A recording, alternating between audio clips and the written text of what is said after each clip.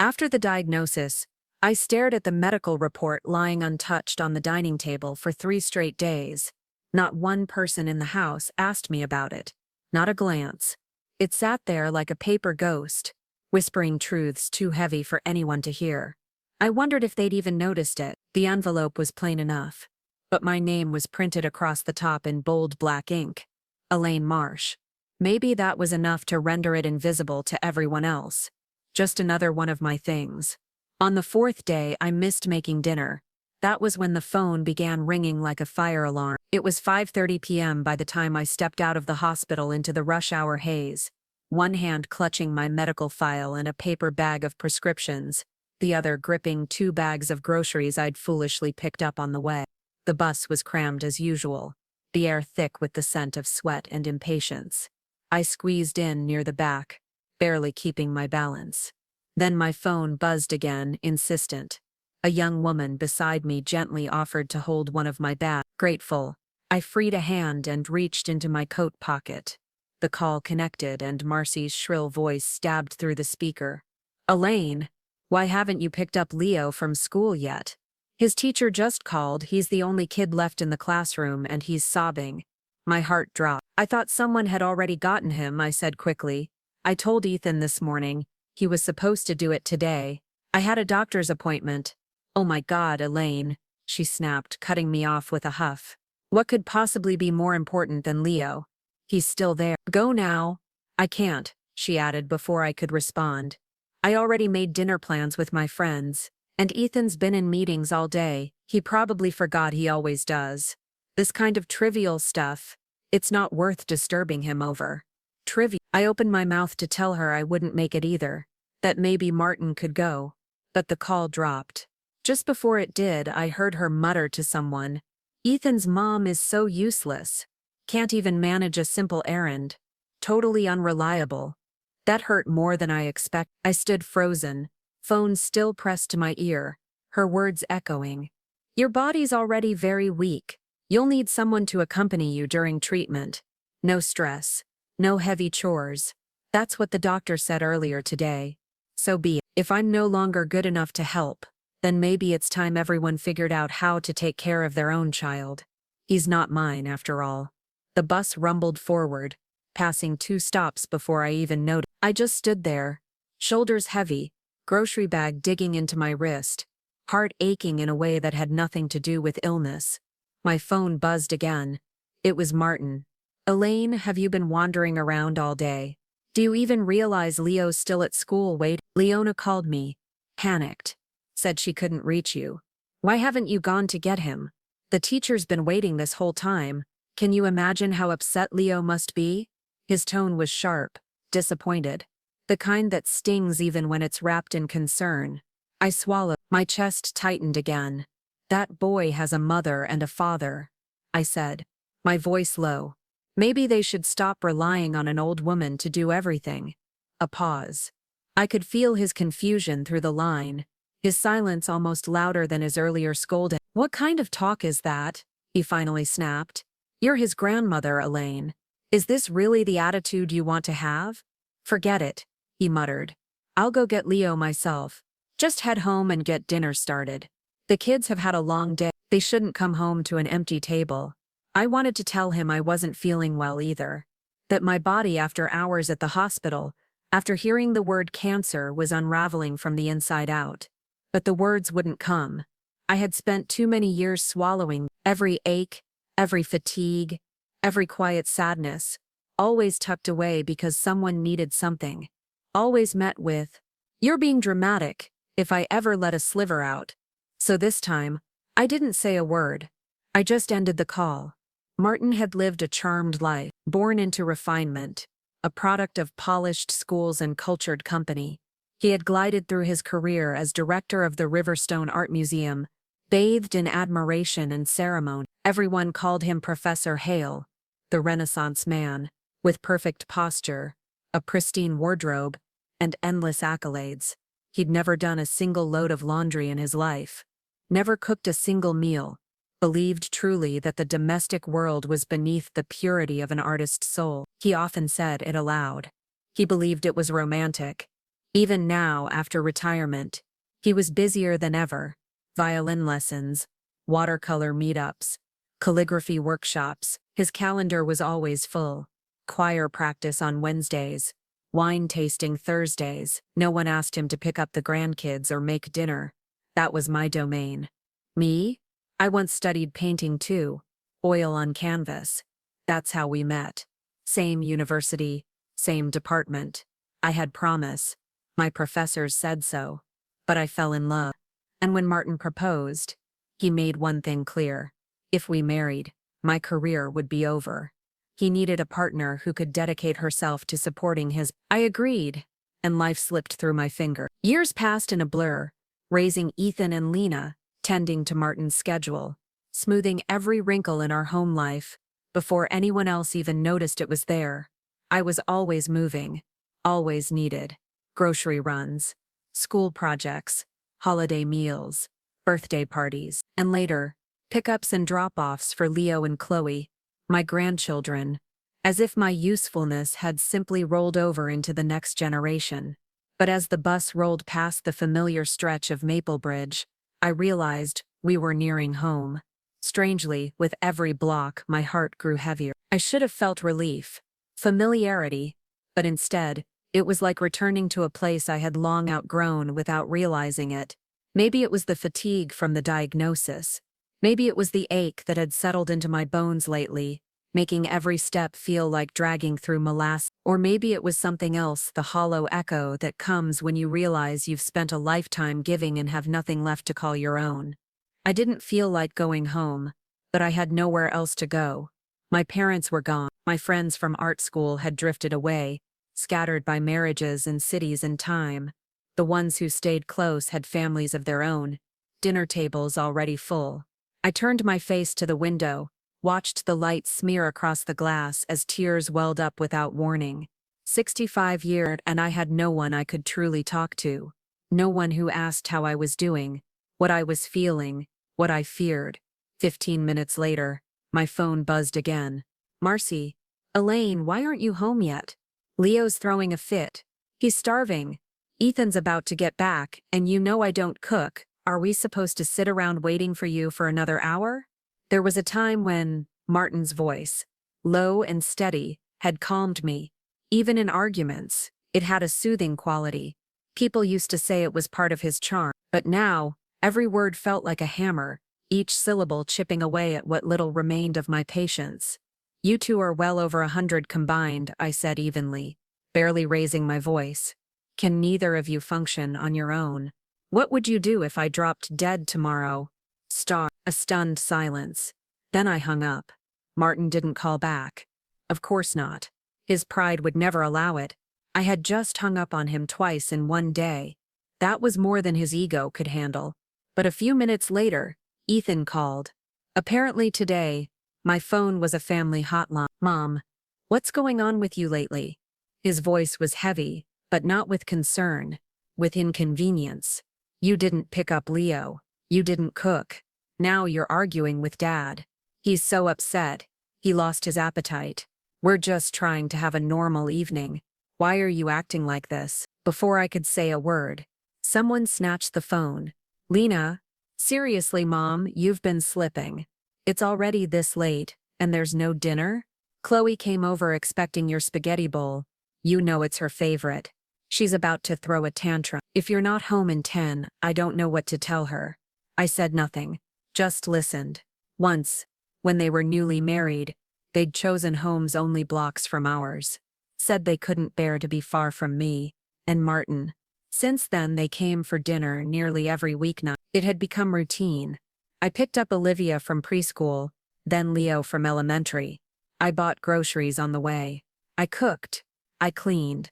I did the dishes afterward while they lounged in the living room, catching up on shows, scrolling their phones, gossiping about coworkers and neighbors, and I faded into the background, like wallpaper. Now Olivia's other grandmother was visiting, so I hadn't needed to pick her up today. But still, the expectations were ironclad. Should I blame myself for caring too much, for making it too easy? Was I the one who had raised them into this comfort, this blindness? I paused, then spoke quietly. You can eat without me tonight. I won't be coming home for dinner. And for the first time in years, I turned off my phone.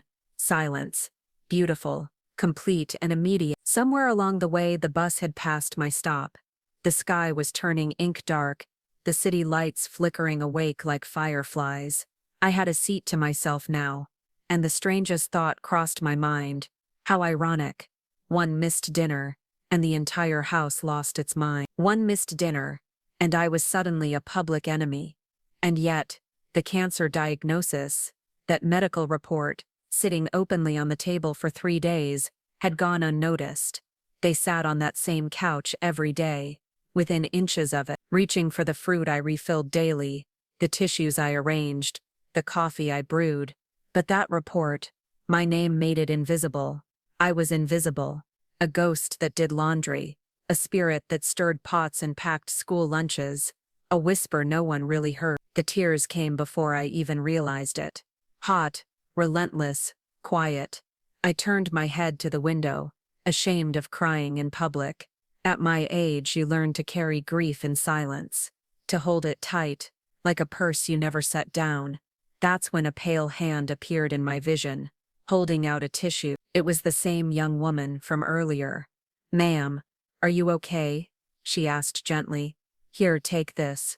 The breeze is strong tonight. Don't catch a cold. I nodded, wiping my face quickly, trying to smile. Oh, when I saw your prescription bag, I figured you weren't feeling well. If you need anything. Her kindness undid me. A stranger, just one person, who cared without needing anything from me. I broke. Thank you, I whispered, voice cracking. Thank you so much. She nodded, eyes soft. No need to thank me. Really. The more I wiped, the harder the tears fell. It was as though everything I had swallowed for years finally decided it couldn't be held back anymore. The bus slowed. When it reached its final stop, she helped me off. You must be tired, I said, embarrassed. You've done so much. Are you commuting all the way home now? She smiled. I actually got off several stops ago. I just stayed. I didn't want to leave you alone. I froze. You what? She looked sheepish. I'm an intern at Maplebridge General. I saw your hospital bag earlier. You didn't look well, so I just stayed. I blinked, stunned. I don't even live near here, I murmured, guilt flooding my chest. Let me call a cab for you. Please. I'm so sorry. Ari trouble you. You don't need to apologize, she said gently. If anything, you should take a cab. You're the one who's unwell. She smiled. Come on, let's get you home. But I shook my head. No, you've done enough. Let me walk you to the curb and hail the cab. I did. And as the cab pulled up, I placed her bag inside and offered her a warm goodbye. She turned back, just before getting in. Ma'am, don't give up, okay? Medicine has come a long way. Everything might still turn out just fine. I nodded, holding back another wave of tears. And for the first time in days, something in my chest felt lighter. Not healed, not whole, but lighter. The cab disappeared into the city's glow, leaving me standing alone at the curb. The night had taken on a hushed, expectant stillness, as if the world was holding its breath with me. I hadn't planned to stay out so late. I hadn't planned any of this. Really, standing there, I realized I didn't want to go home yet. Not to that house. Not tonight. I wandered a few blocks on foot, my paper bag of prescriptions swinging gently against my side, nearly forgetting the groceries I'd tossed into a bin earlier. They didn't matter now. I passed a restaurant near our neighborhood, the kind that always felt just beyond reach, exclusive, polished, always whispered about with reverence by Martin and the children. They'd dined there on special occasions, birthday gatherings, anniversaries, professional celebration, always in each other's company, never mine. They praised the service, the wine list, the sophistication, but never, not once had they thought to bring me along. In their minds, I wasn't the type of woman who belonged in places like that. I was the one who saved money, who cooked at home, who prepared leftovers in neatly labeled containers, who reminded them not to splurge, not someone who should indulge. Tonight, I walked in, No reservations, no makeup, just me, Elaine Marsh, in my worn cardigan and low-heeled boots, with tired eyes and a heart still raw from being overlooked. They seated me near the window. The maitre d' didn't even blink. Maybe he saw something in me I hadn't yet, or maybe he simply didn't care. Either way, I was grateful. For once I didn't order the cheapest thing on the menu. I chose what I wanted. A proper meal. Elegant, warm, paired with a glass of wine I couldn't pronounce but liked the sound of. I tasted every bite slowly, almost reverently, and do you know what I realized? It wasn't that special. Not bad, but certainly not the mythical experience they always made it out to be. And I wasn't some fool who couldn't tell quality from mediocrity. I'd just never been allowed to choose for myself, never been given the space. After dinner I walked, not toward home, just wherever my feet led me. The city had thinned out by then. Street lights blinked over quiet sidewalks. I passed families inside cozy windows, couples laughing over late-night snacks, a stray cat perched on a mailbox. It felt surreal, like I was drifting just beyond the edges of real life. Eventually, my feet did take me home. It was nearly 10 p.m. by the time I opened the front door. The stench of fried food and alcohol hit me first, sharp, heavy. The house sounded like a crowded cafe. Laughter, television noise, clinking bottles, chaos. The dining table was a disaster zone. Crumpled napkins, chicken bones, sticky plates, stacked haphazardly. The living room was worse. Snack wrappers on the floor, greasy fingerprints on the coffee table, cushions overturned. Marcy and Lena were slouched on the sofa, each clutching a chicken wing in one hand, and their phones in the other, eyes fixed on the screen. Leo and Chloe sat nearby, zoned out with tablets glowing in their laps. Out in the backyard, I spotted Martin with Ethan and Lena's husband, nursing beers like college boys, chatting about mutual funds and cruise destinations as though life were effortless. Martin, who once begged me to limit his sodium intake. Martin, whose ulcers I'd nursed through sleepless nights. Tonight he drank freely. I stepped inside, changed into my slippers, and paused. No one looked up. Not even Martin. No one noticed. Until Marcy, halfway through a bite, glanced in my direction. Her expression, annoyance. She turned back to the television without a word. I crossed the room silently, heading toward the master bedroom, my feet barely making a sound on the floor. Just as I reached the hallway, a familiar voice called out, "Elaine, you're finally back." I stopped short. There she stood, Celeste, draped in silky pale loungewear, hair tousled like she'd just awoken from a nap. Her eyes widened slightly, surprised, but not guilty. "I was just telling Martin he should call you," she said, trying to inject warmth into her voice. "It's late, and I was worried. It's not safe for you to be out alone." My body locked. Celeste, his old flame, the one whose name had once lived like a ghost in the corners of our marriage. She had always been the one that got away.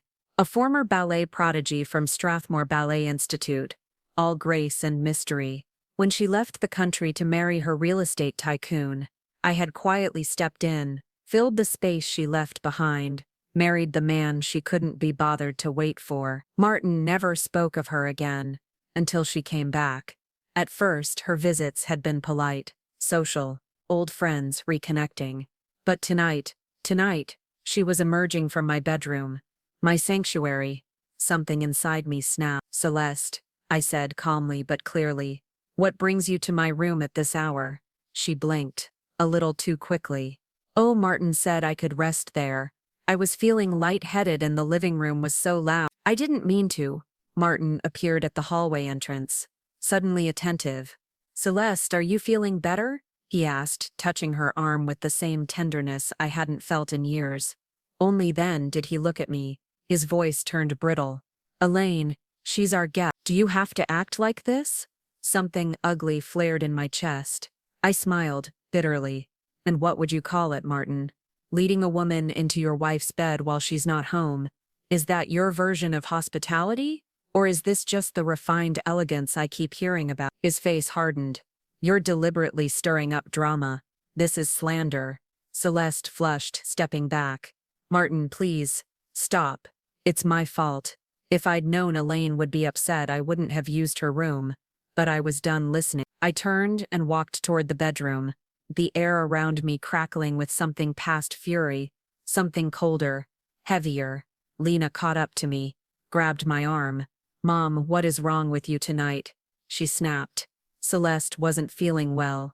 She caught a cold. Dad was just being kind. I turned and looked at her. My daughter. No concern in her eyes. Just judgment. Families look out for each other, she added, voice rising. You abandoned Leo at school. Of course we were upset. Ethan chimed in, voice softer but still condescending. Mom, you've been home all day. Maybe you don't realize how hard it is for us out there. We're working full time. We need your help. I stared at them, these children I had raised, fed, bathed, carried through sleepless nights. They weren't asking how I was, or why I'd come home so late, or if I'd eaten. Just why didn't you do what we expected? Then Marcy, never one to miss a moment, looked up from the couch. Exactly, Elaine. Leo was practically in tears earlier. He's just a little kid and you. She gestured at my pharmacy bag with a mocking smile. You've been out buying more of those fake supplements again. What a waste. You should use that money on gifts for the kids. At least they'd enjoy it. She laughed. Maybe take a few notes from Celeste. She dresses well. Real taste. She actually looks like she belongs next to Martin. Everything inside me went silent. Ethan reached out to shush her. Enough, Marcy. Mom's always been frugal. She barely spends anything on herself. He turned to me, trying to soften the blow. Just get some rest tonight, Mom. We'll handle the kids. Tomorrow morning, you can make breakfast and take them to school. Like usual. Like usual. Like always. Like forever. I looked around at all of them and felt absolutely nothing. No warmth, no gratitude, no love, just cold, hollow fatigue. So I said calmly, there's something I need to say to all of you. From now on, I am no longer your unpaid maid. No more school pickups. No more cooking. No more laundry. No more being taken for granted. You're all grown. Figure it out. I paused. And if you feel an overwhelming need to care for someone, don't look in my direction. I won't be needing it. Silence. Stunned. Thick. Absolute. Ethan spoke first. Mom, what are you saying? I'm saying I quit. I replied, my voice unwavering. Whatever job description you think I've been fulfilling for the last few decades, cook, nanny, errand runner, counselor, it's over. Lena stared at me like I'd slapped her. You're overreacting. It was just one bad day. You're acting like we treat you like a servant. Marcy scoffed from the couch, her voice full of dry irritation. It's not that serious, Elaine. We all have our roles in this family. Martin's busy with his community work. Someone has to handle things at home. You don't have a job. What else are you going to do all day? It wasn't the words themselves that hurt. It was the confidence with which they were spoken, as if it was natural, logical, as if it made perfect sense that my time, my body, my life belonged to everyone but me. Ethan stepped forward, attempting diplomacy. Look, we didn't mean to come off ungrateful, but we work full-time jobs. We can't be everywhere at once. Without you, we wouldn't even be able to pick up the kids from school. You're part of the glue that holds this together. No, I said softly. I've been the glue, yes, but glue dries up. It cracks under pressure. It becomes brittle, and when it does, it stops holding anything. Lena folded her arms, her voice sharp. This is about Celeste, isn't it? You're blowing this out of proportion. She didn't do anything wrong. She's just helping out, in my bedroom, wearing my slippers, sleeping on my pillow. I didn't respond to that. I simply turned to Ethan and asked, what do you do when you get home from work? He blinked. I help the kids, rest, eat, and who cooks that food? Cleans those dishes? Mops those floors? He hesitated. Exactly, I said, then turned to Lena. And you? You've always said I had it easy, being a housewife. Try doing everything I do for a week, not a day, a week. Then tell me how restful it feels. Lena's voice dropped an octave, suddenly sugary. Come on, Mom. We're not saying you shouldn't rest. We're just asking for some help. Help? I laughed, but there was no humor in it. You all want help, but none of you ever offer it. You want dinner but not the effort behind it. Clean clothes but not the person folding them. You want care without ever returning it. A charged silence fell over the room. Then Celeste stepped forward, ever the poised performer. She dabbed the corner of her eyes, letting her voice tremble just enough. I'm truly sorry, Elaine. This is all my fault. I never wanted to come between you and Martin. I've overstayed my welcome tonight. I'll go. She gathered her things quickly, heading to the door. The children followed, murmuring apologies and goodbyes as if they were afraid the house would collapse behind them. A sharp thud sounded from the dining room. Martin slamming his glass down. That's enough, he barked. You've been acting strange all day, Elaine. You skipped dinner. You're picking fights. And now you're driving away our guests. All of this just because I was caring for Celeste. She had a fever. She was unwell. His voice rose with every word, eyes ablaze. You've become petty, small-minded. I never expected this from you. I didn't shout. I didn't cry. I simply said, if being sick, exhausted, and ignored makes me small-minded, then so be it. I turned my back to him and walked the bedroom, and I began packing, not just for the night, not just to cool down. For good. I moved quietly, a few clothes, my personal papers, my medications, a small box of jewelry. That was all I needed. There was nothing else in that house that felt like mine. Not anymore. The rental properties my parents left me were still under my name. I had my own savings, carefully scraped together over decades. A little here, a little there. I never transferred the deed. I'd always planned to wait until I turned 80 to pass them on. Thank God I didn't. By the time I rolled my suitcase into the hallway, Lena and her family had left. Ethan was in the bathroom bathing Leo. No one noticed me walking out. I didn't say goodbye. The night air hit me like a balm, cool and forgiving. I stood there for a long moment, letting the breeze wash over me. They always said I was sheltered. Maybe now was the time to prove otherwise. If this illness was going to take me, then I would not spend what time I had left in a kitchen or hunched over laundry baskets. I would not fade away in the shadows of other people's comfort. The radiation treatments weren't set to begin until next week. I had a few days. I didn't know how to book flights online, so I did the simplest thing I could. I hailed a cab and asked the driver to take me to the airport. When I got there, I didn't second guess. I walked up to the ticket counter and scanned the destination board. Maplebridge had always seemed like a place out of reach, called the City of Roses in the travel videos. Green, quiet, full of gardens and gentle light. It sounded like somewhere people went to remember who they were. I'll take the next flight to Maplebridge, I said to the clerk. A red-eye, short, smooth.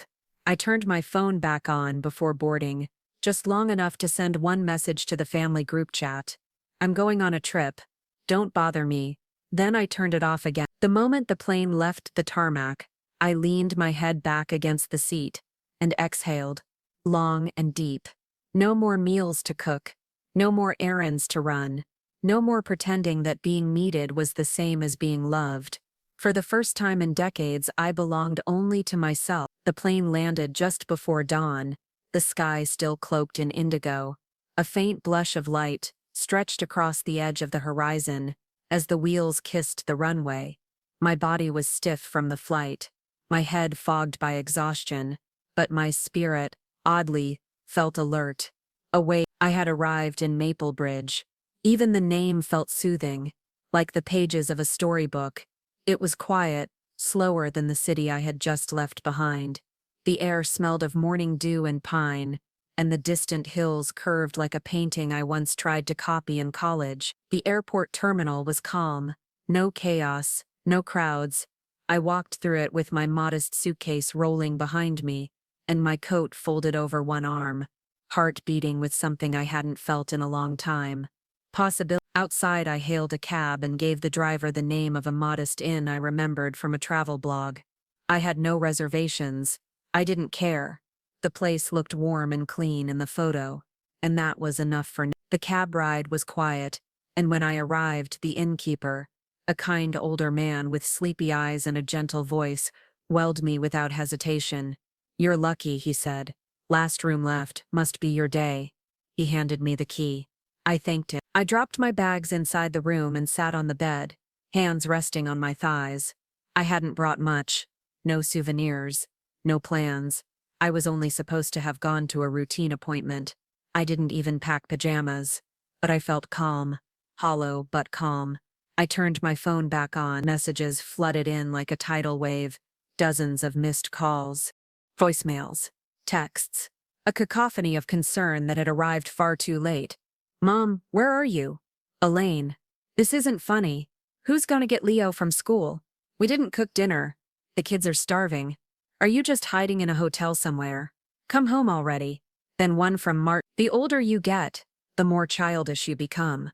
I'm curious to see if this house can still function without you." I let out a short laugh. It sounded bitter even to my own ears. He would see soon enough.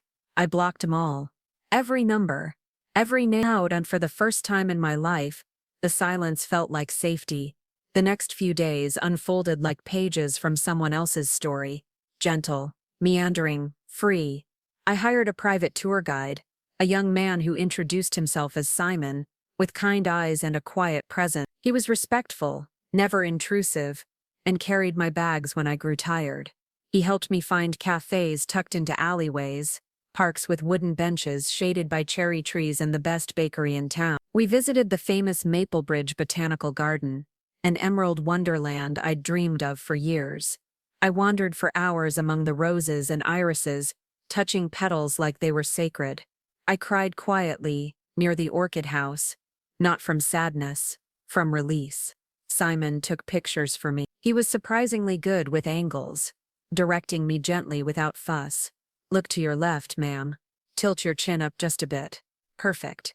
When he showed me the results, I barely recognized myself. My eyes were bright, my cheeks rosy from the breeze. I looked alive. There was something in my posture that hadn't been there in years, a kind of rootedness, like I finally understood that I was allowed to take up space. One night, while sitting at an outdoor cafe, Simon taught me how to use the ride-sharing apps on my phone, then the hotel app, then how to read reviews, even how to compare airfare. He didn't speak down to me. He didn't rush. He explained things with patience my own children never gave me. When I asked Ethan once how to pull up an online recipe, he rolled his eyes and said, "Just Google it, Mom." Simon said, "Let me show you," and did. By the end of the week, I could navigate the city without help. I felt competent. I felt modern. It was the first time in years I didn't feel left behind. My body still ached sometimes. The fatigue came and went like fog, but the pain was bearable now, manageable, unforgettable. For the first time in decades, I didn't have to pretend I wasn't tired. I didn't have to force myself to smile or push through dinner prep while biting down against the ache in my spine. When I finally flew home after a week, I expected nothing. But chaos, as always, was waiting at my doorstep. The house had fallen apart in my absence. A neighbor had left a note on the door, multiple packages piling up, "Hope all is well." Inside, it was a mess. The hired housekeeper had dipped after 3 days. The replacement nanny didn't do laundry. The daycare lady only watched Chloe, not Leo. They had to hire a second nanny just for school pickups. And Martin, well, he'd ended up in the hospital. The very night I left, he'd indulged in spicy takeout and beer. Despite his chronic stomach issues, he'd convinced himself it was nothing. By midnight, the pain had curled him into a ball on the bathroom floor. Ethan had rushed him to the ER. They had tried calling me dozens of times, but I had slept through the night in Maplebridge, undisturbed, my phone blissfully silent. The next morning, when I powered it on, a call came through immediately. "Ethan, Mom, he gasped the moment I answered. Finally, Dad's in the hospital. His stomach, it got bad. I've been up all night. I have to work this morning. Drop off Leo. I can't do this alone. Please come back. I paused, then answered, calmly, I told you, I'm on vacation. Please don't call again. And I hung up. This time, I blocked him too. The messages came in waves afterward. Text after text from Lena, Ethan, Marcy, even from Martin himself. Desperate, sweet. Even Leo and Chloe were apparently handed the phone and told to leave tearful voicemails.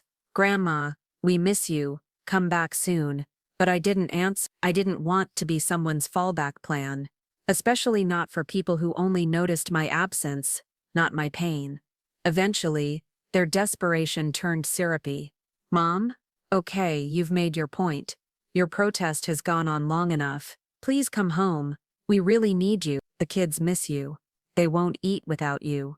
It's affecting their sleep. And then at 3 a.m. a final unraveling message from Ethan. Mom? I can't do this anymore.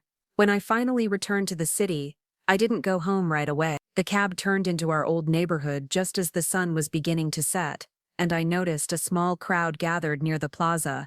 A makeshift stage had been set up beneath fairy lights and flower garlands. Community event.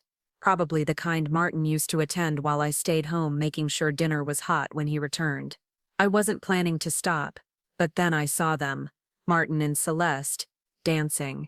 He wore a tailored black suit, still slim, still dignified. She glided beside him in a flowing crimson dress, every movement a whisper of old ballet days. They moved together in perfect time, dancing a fiery tango that belonged to no one but them. Their eyes locked.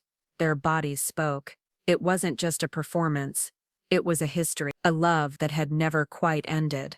A twinge of something, regret, maybe, or simply recognition settled in my chest. I stood there watching them, not angry, not hurt, just still. When the song ended, applause erupted. Martin's eyes swept the crowd, then found mine. We locked eyes for a breathless moment. Two people standing on either side of a life once shared. He froze. I looked down, turned quietly, and wheeled my suitcase away. I had barely made it halfway down the block when I heard footsteps behind me. Martin caught up, breathless, eyes unsure. He reached for the handle of my suitcase and took it from me without a word, walking ahead. We didn't speak the rest of the way. When we arrived at the house, he hesitated, then opened the door. Elaine, he said quietly, I'm glad you came back. I stepped inside. The house was cleaner than expected. Someone had clearly brought in a professional cleaning crew. The kitchen sparkled. The rugs were vacuumed. Even the dishes were stacked neatly. But my houseplants, my beautiful thriving greens, told another story. Most were drooping, yellowed at the edges, thirsty, forgotten. Just like me. I sat down at the dining table, ready to speak, to lay it all bare. But before I could say a word, the door swung open. Celeste walked in like she belonged there. Her heels clicked softly across the floor, her smile bright and effortless. Martin, why didn't you wait for me? She called out, not seeing me yet. I just finished getting ready. Oh, she stopped short. Her eyes flicked to me, then to the suitcase by my side. She tucked the key she'd been holding behind her back. Elaine, she said with a smile that didn't reach her eyes. You're back. You should have told us. You know, we would have picked you up. She sat down across from me, her tone casual. Oh, I meant to mention. Martin was just discharged from the hospital a few days ago, and the kids were worried about the house and the children. I moved in temporarily to help out. She added quickly, Don't worry, I've been staying in the guest room. I didn't reply and I didn't need to. She went on, trying to keep the tone light. Honestly, if Martin weren't so resistant to hiring a full-time housekeeper, none of this would have been necessary. You really shouldn't push yourself so hard, Elaine. It's not worth it. No, it wasn't. Martin had always insisted on keeping the house private, even when we could afford help. He said having strangers clean up after us would erode the home's spirit. So I did it. Every day, every chore, every detail, until I dissolved into the very walls I scrubbed. But I hadn't come back to relitigate old arguments. I hadn't come back to share space. I looked at Martin and met his gaze. "I want a divorce," I said, clear and even. His expression faltered. Panic flickered briefly before he smoothed it over with forced calm. "Elaine," he said, voice low, "don't joke. That's not funny. Not at your age." "I'm not joking," I said. "I'm serious. I've been thinking about this for a long time. This is the most honest form of peace I can give myself and you." His face hardened. "All this over a dinner?" "No," I said. "It's about every dinner that would have come after. I'm not spending what time I have left chained to a stove." He opened his mouth to argue again, but just then the door burst open. Nana, Leo and Chloe ran in, squealing with joy, flinging themselves into my arms. I hugged them, instinctively, their little arms wrapping around my neck like they used to when they were babies. But the warmth was fleeting. They noticed Celeste sitting on the sofa, and darted from my embrace. "Fairy Grandma." They surrounded her, chatting, giggling, climbing onto her lap. That moment stung, not because of them, but because of how quickly affection can be redirected when children are taught who belongs and who doesn't. Then Ethan and Lena entered behind them. "Mom, you're back. You look amazing," Lena said, hugging me with a bright smile. "You must have had a great trip. We were completely falling apart without you." Ethan nodded. "That cleaning lady, useless. And Celeste, she really helped while you were away. We're so lucky she was around. Couldn't have managed without her." Celeste smiled modestly, clearly trying not to appear too triumphant. Martin suddenly slammed a glass onto the table with a loud crack. "Enough," he said. Everyone froze. "Do any of you even hear yourselves?" he barked, voice low but fierce. "Your mother just got back and you're already dumping responsibilities on her again. Do you know what she's been through?" Ethan and Lena exchanged wide-eyed glances. Even I blinked. Martin had never spoken like that before, never defended me. But I didn't let the moment soften my spine. "I'm sorry," I said to the room, "but I won't be handling household matters anymore. I'm done. You'll all need to figure it out yourselves." Then I turned back to Martin. "If there's nothing else, I suggest we meet the lawyer at 9 a.m. tomorrow to sign the papers." His mouth opened, then closed. His face was pale. "You're really going through with this?" he whispered. Ethan looked shaken. "Wait. What? Mom? You're divorcing Dad? Over what?" "Celeste didn't do anything," Lena chimed in. "She was just helping. We've all been here." "You're overreacting." I didn't bother explaining. Let Martin tell them whatever story he wanted later. I looked him straight in the eyes. "I've thought it through. I'm ending this. For good." Ethan tried again, desperate. "Mom, you've been a housewife your whole life. You're 65. How will you even survive after this?" Lena added. "Did someone put these ideas in your head? Some self-help podcast? You're being naive. Any new man will just use you. You'll end up their nurse." I stared at them both. "I'm not asking for your opinions," I said calmly. "This is between your father and me." They were silent. I turned to Martin once more. "Still hoping I'll change my mind? Still clinging to pride?" His jaw clenched. "If you don't want to look foolish in front of her," I nodded toward Celeste, "do this cleanly. No drama. No delays." He exhaled slowly. "Fine," he said at last. "We'll do it. You'll get what's yours. I won't contest it." A weight lifted off my chest. "Good."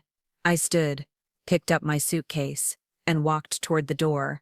Martin said nothing, but his eyes were red. Ethan and Lena were still frozen. Their carefully constructed illusion was crumbling, and I wasn't going to stick around to help them clean it up. I didn't say goodbye.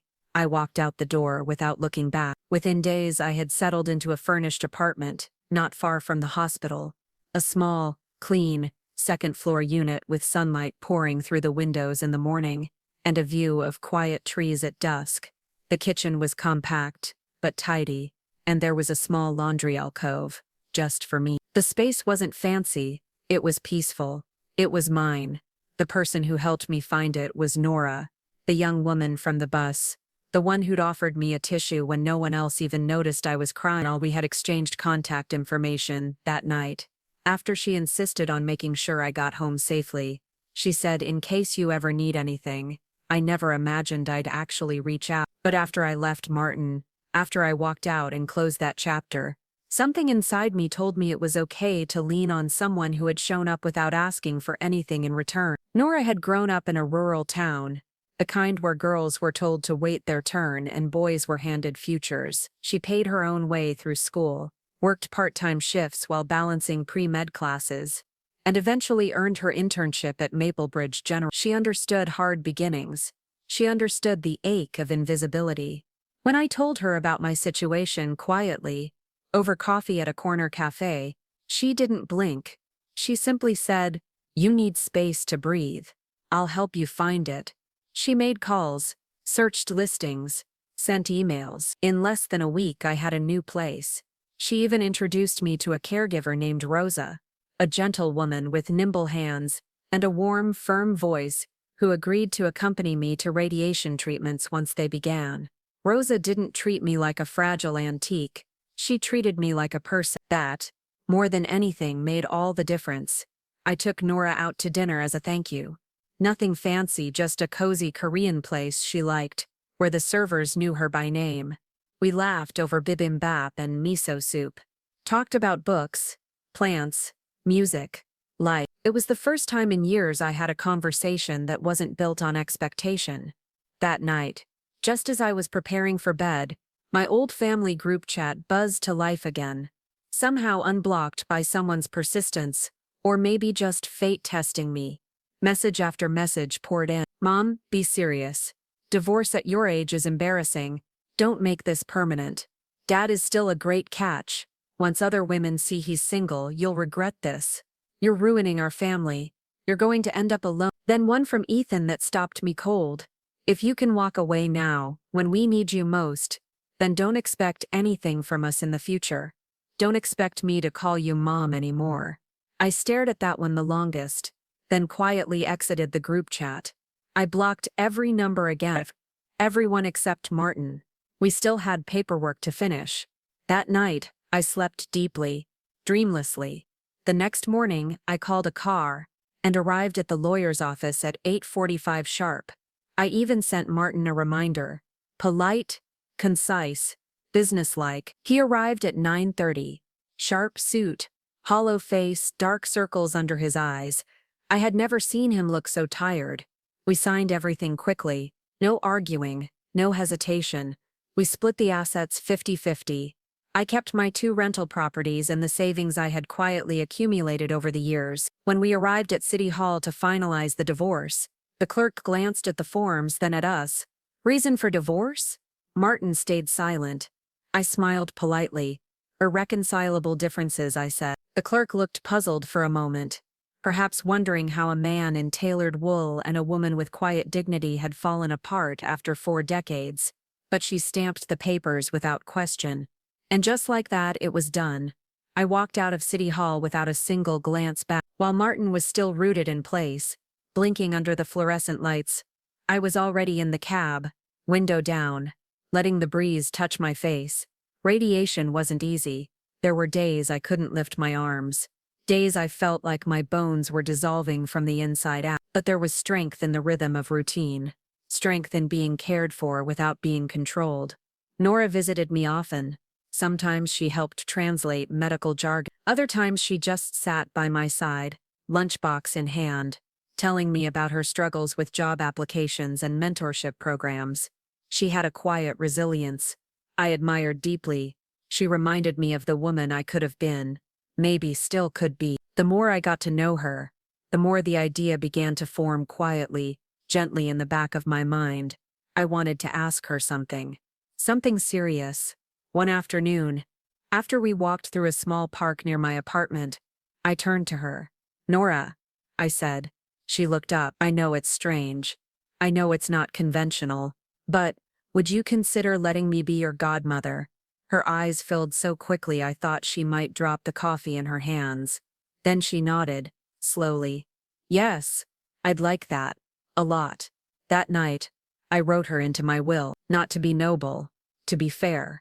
Because if love is measured by care, She had given more to me in a few short months than my family had in years.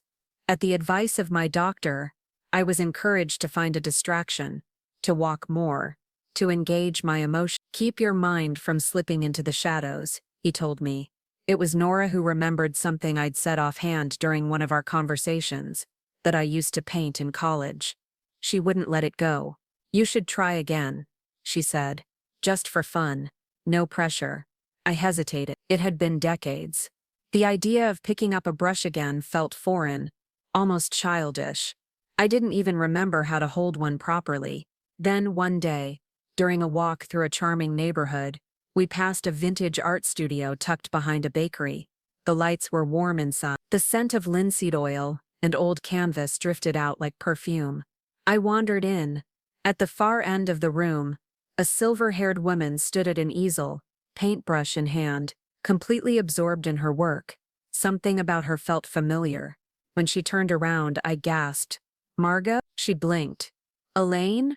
Margot was my college professor, the one who used to say I had potential beyond my years.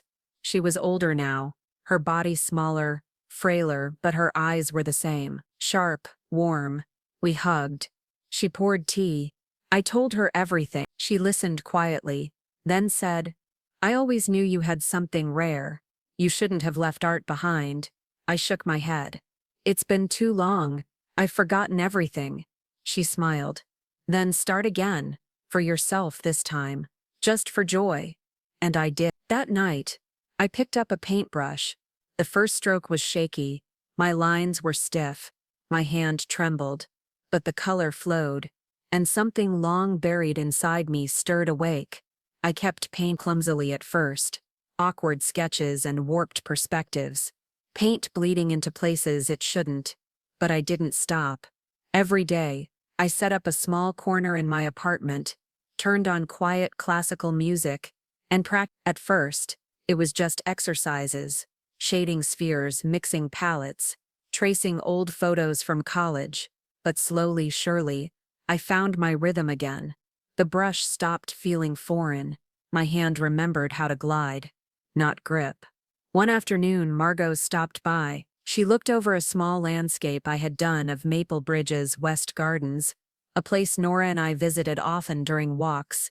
Her eyes gleamed as she leaned closer. You feel it again, don't you? She asked. There's emotion in your strokes. There's honesty. I smiled, a little embarrassed. I thought I lost that a long time ago.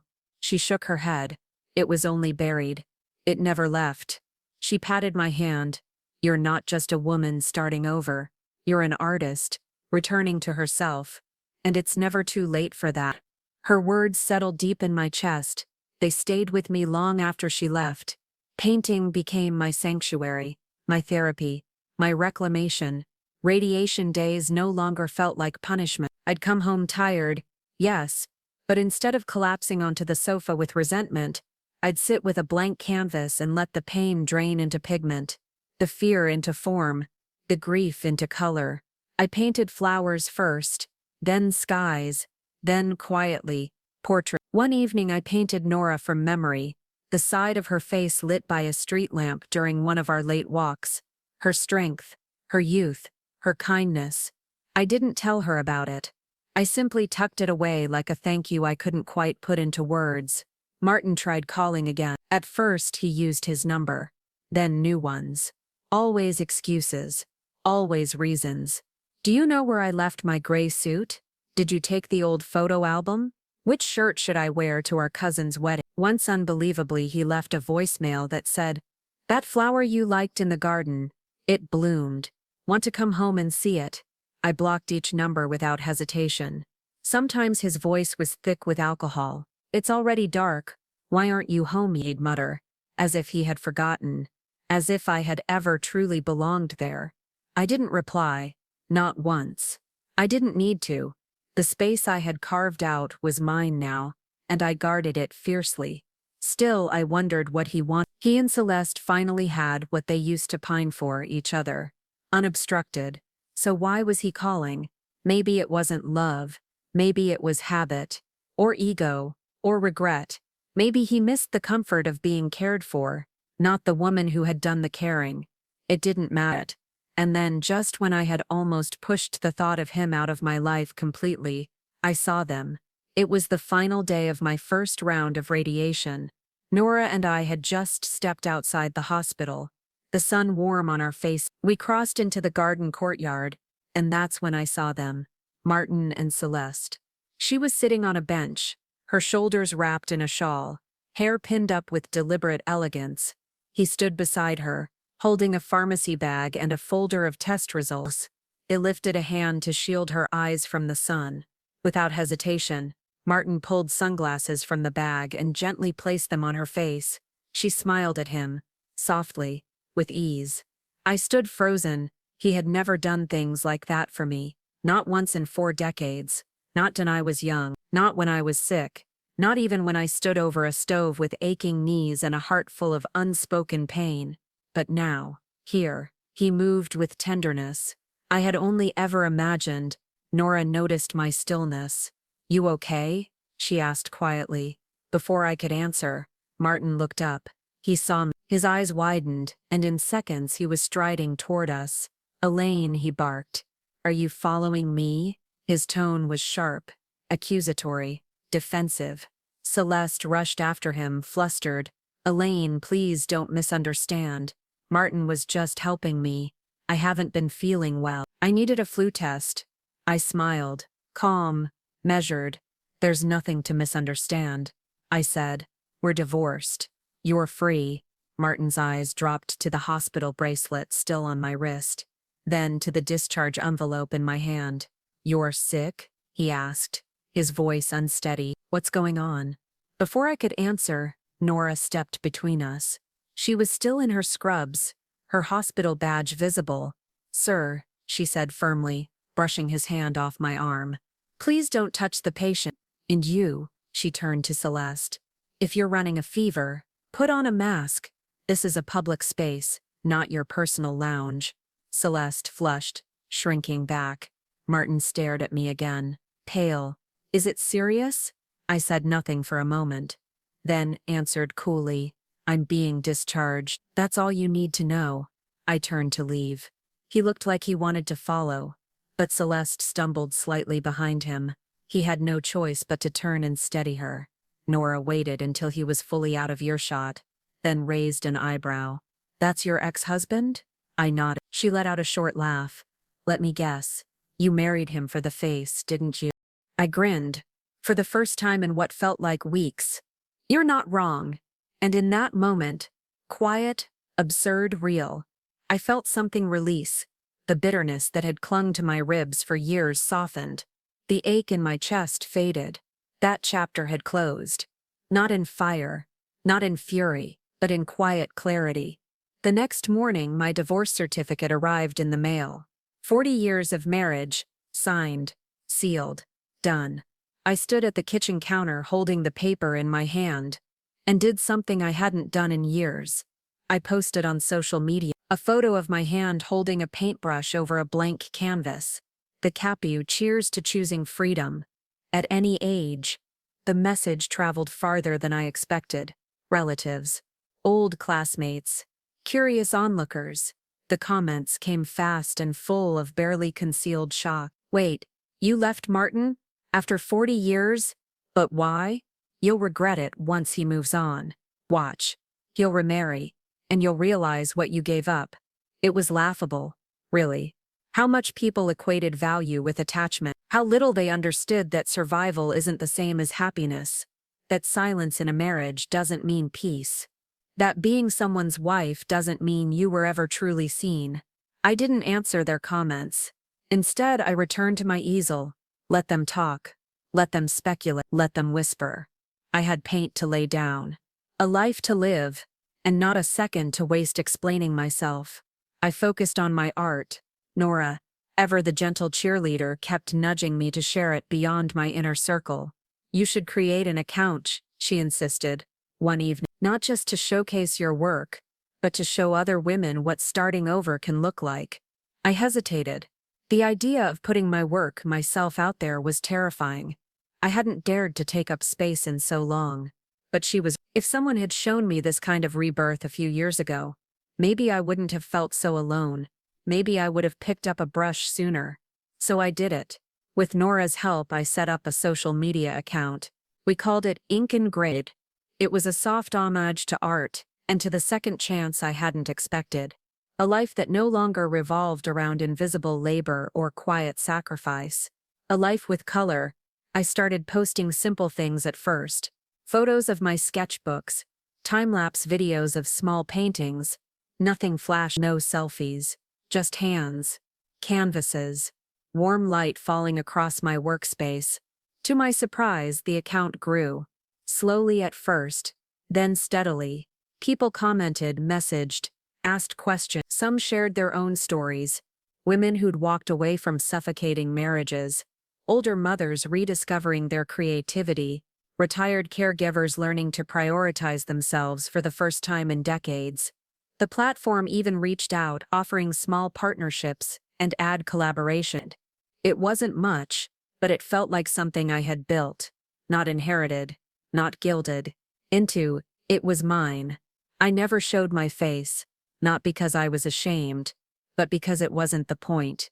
Let the focus stay on the work, the process, the quiet act of becoming. When Nora's internship ended, she struggled to find a permanent position, despite her qualifications. Hospital budgets were tight. Rejections came, vague and repetitive. One night, after dinner, I made a decision. I want to fund your doctorate, I told her across the table. Let me help. She froze. Elaine, I can't accept that. You can, I said gently. And you will.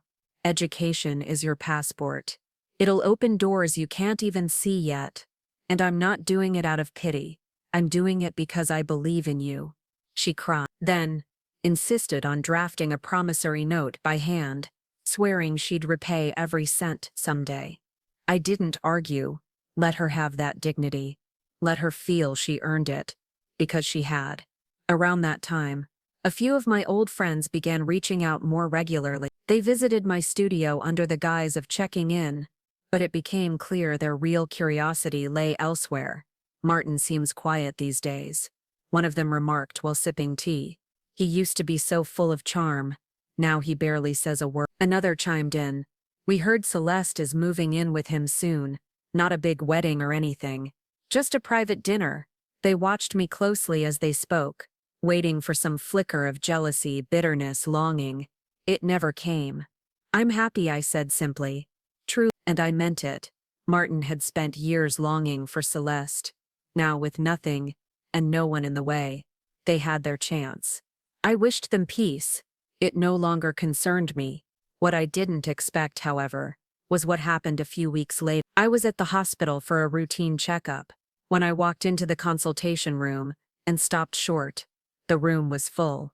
Martin, Ethan, Lena, Marcy, even Leo and Chloe.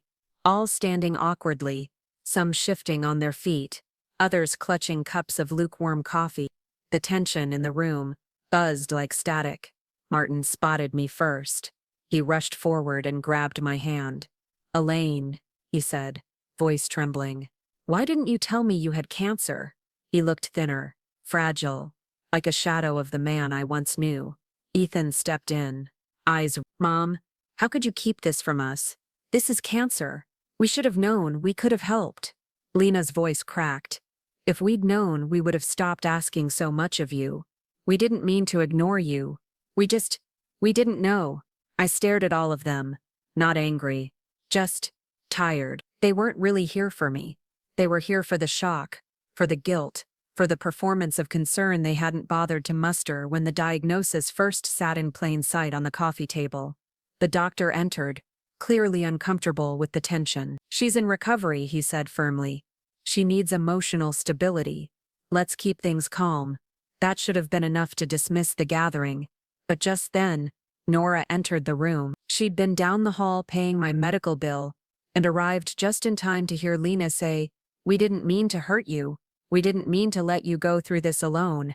Nora stepped to my side, her hand resting lightly on my arm, her voice, quiet but steely. "Elaine." She always used my name when she needed me grounded. "Don't let this stress you. The doctor said to stay positive. Let's go home. I smiled at her. All right. I started to walk, but Ethan stepped forward. Wait, Mom. Who is she? Lena echoed him, confused. Why are you leaving with her? Martin's face darkened, his gaze narrowing. Marcy, of course, delivered the line no one else dared say. I really think you need to be careful. You've got 3 properties. A lot of money. What if she's just here for your inheritance? That money was supposed to go to Leo and Chloe. You can't just give it to an outsider. The words hit like a slap. Not to me, but to Nora. Her jaw clenched. Her cheeks flushed. Before I could respond, he stepped forward and struck Ethan hard across the face. The sound cracked through the room. Tell your wife to shut her mouth, he said coldly. I won't hit a woman, so I hit you. Don't you ever speak like that about someone who's shown more kindness than any of you. The room fell silent. Even Marcy stepped back, stunned.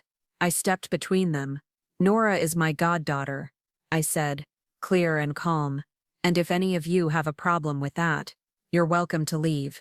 I turned to Martin. You already accepted another woman as your new wife. Why can't I choose my family too? No one answered. I didn't expect them to. Without another word, I took Nora's hand and walked out of the room. The days that followed were blissfully quiet. I thought they'd finally given up. After all, none of them knew where I lived. I had blocked every number, erased every trace. But the next morning, Martin showed up at my door. He looked even worse than at the hospital, unshaven, exhausted. I was wondering if I could come in, he said softly, just to talk. I didn't say a word. I stepped aside. He entered like a man walking into a memory, quiet, hesitant. He scanned the paintings on the walls, the sunlit desk, the drying canvases. This place, he said almost in awe. It's warmer than I expected. It feels like a home. He looked at me. Ours just feels like an empty shell now. I didn't reply. I picked up my brush and returned my easel. I'm not with Celeste anymore, he said suddenly. I said nothing. I thought I missed her, he went on. But it wasn't her. It was who I used to be. I thought I could recreate that version of myself. But I couldn't. She wanted something I couldn't give. He looked at me again. When I found your medical report, everything shifted. I realized I never truly saw you. Not the way I should have. I wasted so many years. But I care. I really do. He stepped forward. I want to make it right. My brush trembled. One drop of paint slipped from the bristles, blurring into a smear on the canvas. No, I whispered. Then louder. No, I think that's enough for today, I said, standing. Please leave. I walked him to the door, opened it, and waited. As soon as it closed behind him, the tears came, hot, quiet, unstoppable. Not for him. For me. For the woman who spent her best years warming a heart that never saw her. And now that it finally did, I didn't need it anymore. After that day, Martin started appearing more and more uninvited, unannounced. Sometimes at the doorstep of my studio, standing quietly in the corner while I painted. Other times in the hospital waiting room during my follow-ups. As though by coincidence, he brought things I hadn't asked for. Fruit, soup, herbal supplements, groceries I didn't need. Once he waited outside my apartment building with an umbrella during a mild drizzle. Another time, he came with an old photograph of us from our early 20s, our faces younger, unlined, our hands linked like we had something to protect. It didn't move me, not because he was insincere, but because it was too late. Eventually, the children began trailing after him. They arrived like nervous tourists, awkward smiles, practiced concern. I stopped answering the door. To avoid them, I started traveling again. With a few fellow artists I had met online, I joined plein-air painting trips, landscapes, coastal views, autumn foliage, waterfalls. We disappeared for 10 days at a time, sometimes 15, returning with canvases and sun-kissed faces, smelling of wind and paint and pine trees. I painted sunsets in Sedona, rivers in Oregon, golden hills in Vermont. And finally, I felt the poem I once memorized in college rise through me and root itself in my chest. Only when I leave the cage do I understand how wide the sky is. My health improved. Remarkably, the cancer hadn't returned. In fact, my doctor said I looked stronger than I had in years. "You're defying the odds," he told me during a checkup. I nodded but said nothing. How could I explain that the real healing didn't come from radiation? It came from distance, from silence, from freedom. On my 67th birthday, I held my first solo exhibition, a landscape collection, Winds of Return. It was held in a small, sun-drenched gallery near Maplebridge's art district. Margot, my old professor, attended in person and gave a speech. "This is my final student," she said proudly, her voice trembling. The one I always knew would find her way back. The room erupted in applause. A local paper ran a feature on me 2 days later, from housewife to artist, reclaiming life. Even national publications picked up the story. My social media account surged in followers. Offers for interviews and collaborations flooded my inbox. I declined most of them. I didn't want fame. I wanted peace. The last day of the exhibition, I stood near the Mountain Falls piece, a waterfall I had painted from a hike in Oregon, and noticed a familiar figure in the back of the gallery. Martin, thinner than before, slower in movement, but there nonetheless. He stood in front of the painting, motionless. I approached him quietly. He spoke without looking at me. "This one," he said softly. "You always said you wanted to take me to see that waterfall, but I always said it was too far, too much trouble." He turned to me then, eyes red. "You went anyway." I said nothing. From behind us came a voice. "Mom?" It was Ethan, and Leo, and Chloe, Lena too. They stood frozen, wide-eyed, as if they'd seen a ghost. "You painted all this?" Lena asked, stunned. Ethan looked around the gallery in disbelief. "Mom, you're ink and Grace?" I nodded. Chloe tugged at my hand. "Nana? You're better than the artists we study in school." Leo grinned. "I want to be like you when I grow up." Their words were warm, their faces bright. But I didn't let it melt me. Ethan looked tired, worn down. I'd heard through acquaintances that he and Marcy had divorced. Lena's expression was tight, unreadable. Her arms were crossed, but not with anger, with discomfort, with awareness. For the first time, they saw me not as a support system, but as a person. As I turned to greet other guests, Martin stepped beside me. He waited until the room quieted again, then said, "I used to hope deep down that you'd come back one day, that we'd find our way again." I looked at him, kindly, but firmly. "You were right to hope," I said. "Hope makes us human." Then I smiled faintly, but I walked too far forward. "I won't go back now." He nodded slowly. "I understand." I walked away. My suitcase stayed packed.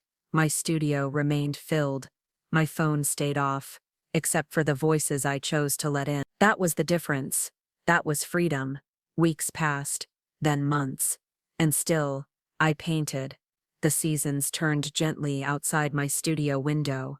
First the fresh green hush of spring, then the deep golds and russets of autumn. With each passing week my paintings evolved, not just in color or technique, but in voice. They stopped whispering. They began to speak. People reached out from all over, artists, widows, young mothers, women in their 50s, 60s, 70s. They sent long messages, some tearful, some resolute. I thought it was too late for me. "Your story made me pull out my old piano again. I'm divorcing him. I'm terrified, but I'm also free." I didn't try to be an inspiration. I only tried to be honest, and somehow that was enough. I still saw Nora regularly. We had dinner every Sunday, a quiet ritual neither of us named aloud. She brought her school notes, research articles, sometimes the occasional boyfriend, who didn't last more than 2 dinners. She was growing into someone remarkable. I saw it in the way she carried herself now, with less apology, more certainty. The girl who once offered me a tissue on the bus had become the kind of woman who helped others without fanfare or recognition, and I, somehow, had become a mother again, not by blood, but by choice. The bond we shared had nothing to do with obligation, and everything to do with being seen, chosen. One evening we sat watching the rain together, the kind of soft drizzle that made the world feel like a watercolor painting. I never thought I'd live a second life, I told her. She smiled. Maybe it's not a second life. Maybe it's just the real one. The first time, you were surviving. Now you're living. I nodded. Quiet. She was right. I used to believe that what made a woman good was how much she gave, how well she could keep her pain hidden, how effectively she made life easier for everyone else. But I see now, that's not goodness. That's disappearance. And I am done disappearing. A few months later, my second exhibition opened. Stillness and fire. The gallery was bigger, the crowd wide. My name was no longer whispered in corners. It was printed on banners. It was spoken into microphones. It was signed at the bottom of canvases that sold for more than my first month's rent. One of the guests, a young art blogger, asked me during a quiet moment, "What do you want people to take away from your work?" I thought for a moment, then said, that it's never too late to choose yourself. Not at 30, not at 50, not at... She smiled, nodding, writing it down in a small notebook. But there was more I didn't say. I didn't tell her how long I had waited to be seen, how many meals I'd cooked while no one thanked me, how many times I had gone to bed with a heart full of emptiness and a mouth full of silence. I didn't need to say it. The paintings said it all. And now, when I wake, I don't check messages asking me to pick up groceries or babysit. I stretch. I drink tea. I choose a canvas. I take up space. I don't explain myself. I don't apologize for what I want. And in the afternoon light, with the scent of linseed oil thick in the air and a brush in my hand, I remember, this is what it feels like to be alive. Not useful, not needed, just alive. And finally, that is Elaine's journey is a powerful reminder that it's never too late to choose yourself. After years of being the glue that held her family together, she finally walked away from unspoken expectations, from emotional neglect, from a life that silenced her. This story isn't just about loss, it's about rebirth, courage, and the quiet strength it takes to start over. If this resonated with you, please like the video, subscribe for more soul-stirring stories, and help us grow this empowering community. I'd love to hear where you're watching from. Drop your region or country in the comments below. Let's connect worldwide.